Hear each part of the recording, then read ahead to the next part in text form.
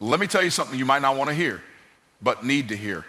You are not in competition with anybody else but the version of you who keeps settling. See, most folks spend their lives distracted, watching other people win, comparing, scrolling, wishing, complaining, and then they wonder why nothing changes. But the truth is, you're not losing because life's hard, you're losing because your focus is scattered. The greatest fight you will ever face in your life is not against another person, not against a competitor, not even against your circumstances. It's against you, your doubt, your fear, your distractions, your comfort zone. The enemy outside can only win when the enemy inside surrenders. That's why if you ever want to experience a different level of success, spiritually, financially, emotionally, you've got to start by dominating the inner game. The battlefield is within. Most people never lose because they weren't smart enough. Most people don't fail because they didn't have enough talent. They fail because they refuse to confront themselves. It's easier to blame other people. It's easier to say, they're holding me back, or the system isn't fair, or it's not the right time. But none of that changes your life. What changes your life is when you take responsibility for your results and say, if it's going to happen, it's going to happen because I showed up different. And let me tell you something, God already put the greatness in you. You don't need to go find it out there. You don't need someone to hand it to you. You need to wake it up inside of you, and that starts with focus. Focus isn't just about cutting out distractions. It's about choosing what matters most and aligning your entire life to it. It's about cutting off the excuses, canceling the inner critic, and showing up every day with the decision, I will become the person I was created to be. You've got to stop making room for your limitations. Stop entertaining your insecurities like honored guests. Stop arguing for your excuses, because whatever you focus on, you feed. If you focus on problems, you feed fear. If you focus on growth, you feed strength. If you focus on purpose, you feed passion. Your future follows your focus. And your focus starts with what you believe about yourself. I know what it's like to look in the mirror and see potential and pain. I've been there. I felt like I was stuck in a cycle, spinning my wheels, hoping something outside of me would come along and change everything. But that breakthrough didn't come until I realized the change I needed wasn't out there, it was in here. When I stopped waiting for permission and started working on me, everything shifted. This battle inside you is not something to fear, it's something to master. Because once you do, everything else falls into place. When you win the inner war, you stop reacting and start creating. You stop surviving and start leading. You stop wishing and start building. And here's the real power when you own your inner game, your mindset, your habits, your disciplines, you become unshakable. Life will still happen, challenges will still come, but you'll face them differently. You'll face them with clarity, with authority, with vision, because now you're not trying to be someone, you're becoming who you already are. So stop worrying about what everybody else is doing. Stop letting comparison steal your calling. Stop giving your energy to things that aren't growing you. Focus on you. Not because you're the center of the universe, but because you're the steward of your potential. What are you going to do with it? You don't have to be perfect. You just have to be focused. Relentlessly focused on becoming the kind of person who wins on the inside so that the results on the outside start lining up. That's where the real victory begins. Not when people notice, not when you make the money, not when you post the win, but when you can look in the mirror and say, I stayed in the fight, I focused on me, I didn't quit, and I'm winning now because I didn't give up then. That's the work, that's the war, and that's the win. You can't multiply what you don't master. That's not just a principle, it's a law. Everybody wants increase. Everybody wants the overflow. Everybody wants the next level. But what are you doing with what's already in your hand? You want to be a millionaire, but you won't master your 100. You want to build a team, but you haven't mastered your time. You want to impact nations, but you haven't even mastered your own morning. Multiplication is a reward for mastery, not a replacement for it. The problem isn't the vision, it's the discipline.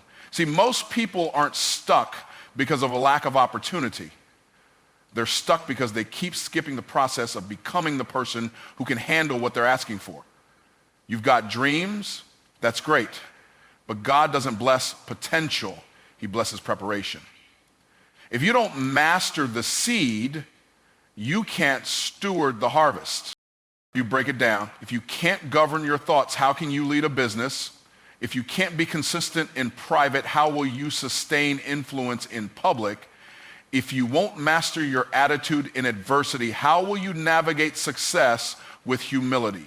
Multiplication without mastery is a recipe for collapse. And I'm not talking theory.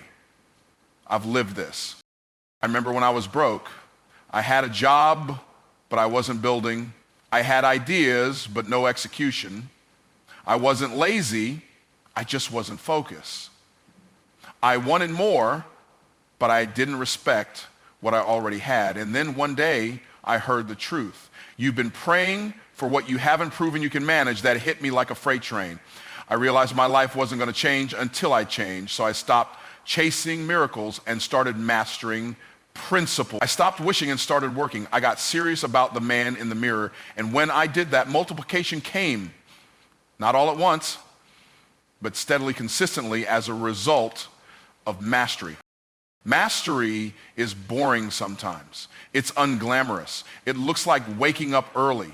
It looks like doing the same thing over and over until it becomes second nature. It looks like saying no when your emotions say yes. It looks like practice when nobody's clapping. But mastery is how you earn the right to multiply. Look at nature.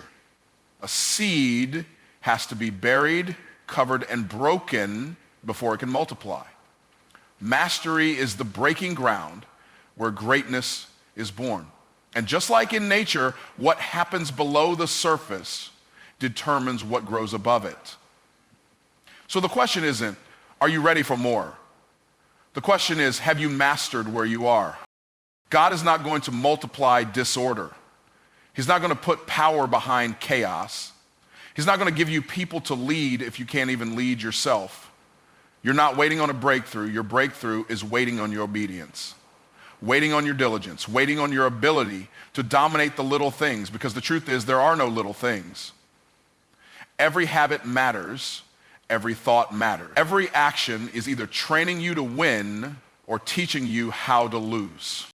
This is why focus is so important. You can't master anything if your attention is divided. You have to lock in, not for a moment, for a season. You have to put blinders on, close the gap between intention and action, and say, I'm not leaving this level until I master it. That's when the multiplying starts. That's when people start to ask how you did it, and you'll be able to say, I did the work nobody sees, so I can live the life nobody expected. You want God to bless your business? Master how you show up. You want to build wealth? Master how you manage what you have. You want influence? Master your integrity, because whatever you refuse to master will eventually master you. So stop asking for more and start becoming more, because when you master who you are, multiplication becomes inevitable. Be so good you can't be ignored. That's not just a catchy phrase. It's a blueprint for how to rise when nobody knows your name, when nobody claps for your efforts, when nobody's watching.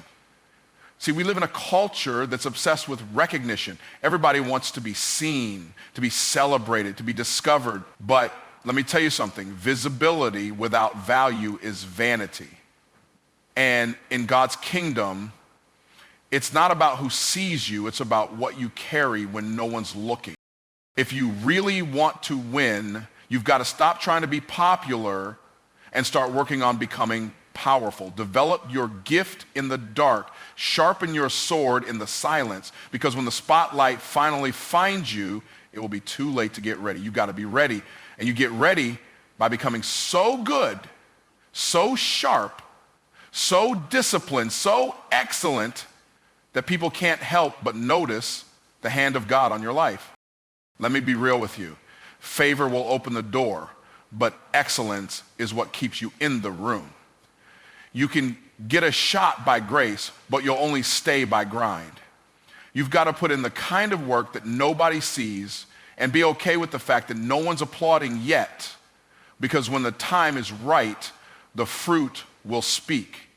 Your results will be louder than any announcement. They'll whisper, this person didn't skip steps. This person didn't cut corners. This person became what they were called to be. I remember when I first started speaking and coaching, I wasn't getting big stages. I wasn't making big money, but I made a decision.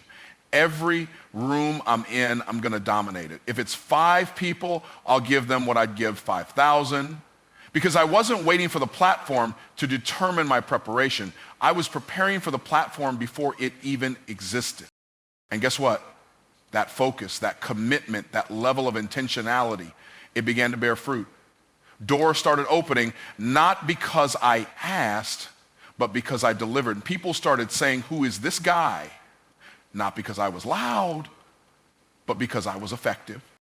Let me tell you something. When you become so good that you make results look like miracles, people will seek you out.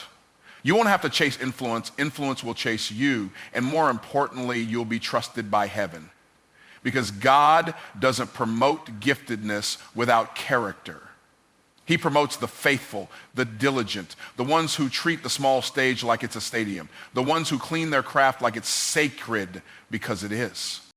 Stop looking for shortcuts. Stop comparing your journey to someone else's highlight reel. Stop whining about not being chosen. The world doesn't owe you anything. But your gift, it demands something. It demands effort. It demands training. It demands that you go deep when others are going wide, that you focus when others are distracted, that you stay hungry when others settle. And here's the truth. When you operate with excellence, you don't need to prove yourself. Your work will do the talking. Your consistency will echo in rooms you haven't even entered yet. And people won't be able to ignore you, not because you shouted the loudest, but because you served the strongest. Because you built when it was hard. Because you refined yourself when no one was clapping. So yes, be so good you can't be ignored. Not for applause, not for validation, but because the calling on your life is too important to be casual, because the vision you have is too big to be average, because God didn't create you to blend in, He created you to break through. And when you commit to becoming excellent in all you do, people won't just notice. They'll remember, pursuing surviving to thriving is not a leap, it's a climb. And the difference between the two isn't luck, it's intention. You can't stumble into a thriving life, you build it. You don't drift into abundance, you design it. That's why you've got to build like you mean it, not like you're hoping something might work out, not like you're trying this out for a season, but like your life, your legacy, and your assignment depend on it, because they do. Most people are building with their eyes on survival, just enough to get by. Just enough to not drown, but that mindset won't get you breakthrough, it'll get you burnout. You weren't made to live in survival mode. You weren't made to build on fear. You were made to build on faith. Faith that what God put inside you is real. Faith that if you stay consistent, if you show up with discipline, if you work with focus and refuse to quit, you will see the thing you're building come to life. But hear me, thriving doesn't mean it gets easier, it means you get stronger. It means you stop building around your emotions and start building on your convictions. It means you stop letting your feelings make decisions and start letting your vision make demands. It means you choose consistency over convenience, direction over distraction, and discipline over drama. That's the price of a thriving life. It costs you your excuses. When I was surviving, every day was a hustle just to stay afloat. But thriving came when I shifted my focus from trying to escape pressure to learning how to use it. When I stopped reacting and started creating. When I stopped waiting for a break and started becoming the the breakthrough. And it didn't happen overnight. It happened when I made a decision to build something that would outlast struggle. Something rooted, something real. And yes, it takes grit. It takes resilience. You're going to have days where you want to throw in the towel, where you question why you're even doing all this. But those are the moments that separate survivors from builders. Anyone can work when it's easy, but it's what you do when it's not easy that determines whether you thrive. You've got to show up with energy that doesn't come from hype, but from hope. A deep belief that your effort is not wasted, that every brick you lay is building something eternal, that every early morning, every hard decision, every hour of study or sacrifice is seed. And God doesn't waste seed. He multiplies it. But he's not going to build it for you. He'll bless the work, but you've got to bring the work. Can't delegate your destiny. You can't outsource your growth. You've got to dig the foundation, hammer the nails, and lay every brick like heaven is watching, because it is. So don't just build like you're trying to survive. Build like you're called, like you've got something on your life too important to let comfort win. Build like the generations behind you are going to walk through the doors you're opening right now. Build with vision. Build with intention. Build with fire, because the day you stop building out of fear and start building from faith is the day you stop surviving and start thriving.